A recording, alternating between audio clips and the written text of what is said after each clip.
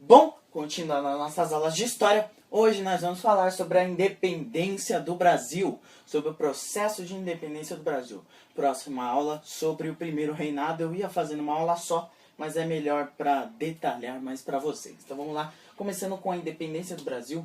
Eu vou até separar aqui para ficar mais fácil para vocês. Ó. Pronto, separei. Revolução do Porto é um dos antecedentes à independência do Brasil. Vamos nos situar. A família real está no Brasil, a família real portuguesa. Eles já colocaram mais impostos, já deixaram o Rio de Janeiro mais vantajoso para eles, mais desenvolvido. E aí está ocorrendo neste momento a Revolução do Porto em Portugal. Essa revolução de caráter liberal. Foi quando nos portos de Portugal teve um porto lá que foi atacado, um navio, e este navio estava carregado de comércio português. Esse navio foi atacado por burgueses, não diria burgueses, mas por liberais. E esses liberais atacaram, derrubaram o navio, e aí Portugal estava numa crise. Portugal estava numa crise econômica, política, por causa do liberalismo, estava em crise econômica por causa do liberalismo, estava em crise social porque não tinha ninguém para comandar, a família real portuguesa estava comandando de longe, e aí nisso já está um pavio para o Brasil se tornar independente, está um pavio, só falta acender esse pavio. A família real volta para Portugal em 1821, volta para Portugal, e nisso o Brasil ele começa a pensar no que fazer, porque a família real volta para solucionar essa crise em Portugal, e aí o Dom João deixa o seu filho mais velho para tomar conta do Brasil, o Pedro. Ele deixa o seu filho Pedro para tomar conta do Brasil, e o filho dele vai deixar o Pedro, vai dar as informações do Brasil para ele em Portugal. Nisso ocorre a centralização política no imperador, no Dom João VI. O Dom João, ele está querendo tudo para ele, deixando bem claro mesmo. Essa centralização é quando o Dom Pedro, que ainda não era Dom, que era só o Pedro, ele tem que dar qualquer tipo de informação para Portugal, tem que fazer qualquer venda para Portugal, tem que liberar as suas riquezas direto para Portugal. E aí os brasileiros começam a ver que isso não é nem um pouco vantajoso. Então nisso, com o Dom Pedro lá, que ainda não era Dom, o Pedro enviando tudo para Portugal, chega um momento que os portugueses pedem a volta do Pedro. Eles falam que não é bom deixar lá um português tomando conta do Brasil, não precisa, porque o Brasil não é um país assim tão forte. Então poderia tirar a parte do Reino Unido de Portugal, tirar qualquer privilégio do Brasil e voltar a ser colônia. Era isso que eles pediam.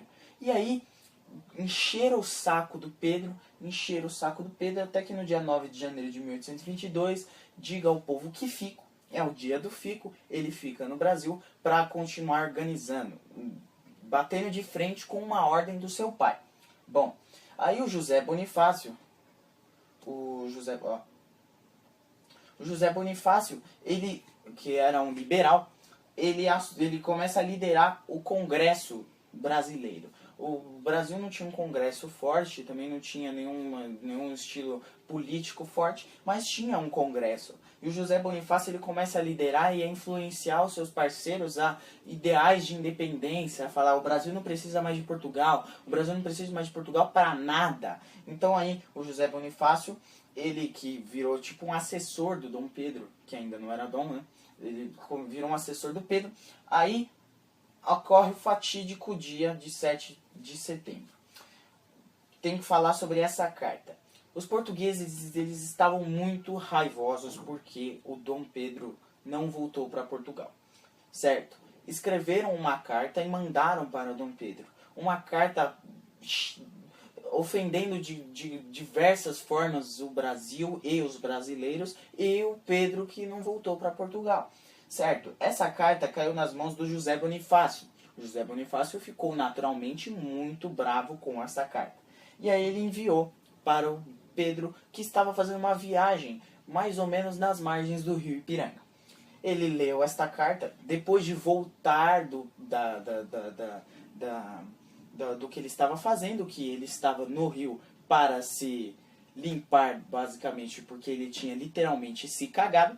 Ele voltou. Quando ele voltou, ele leu esta carta. Leu esta carta, ficou irritado. 7 de setembro, depois de ler a carta, ele declara a independência do Brasil.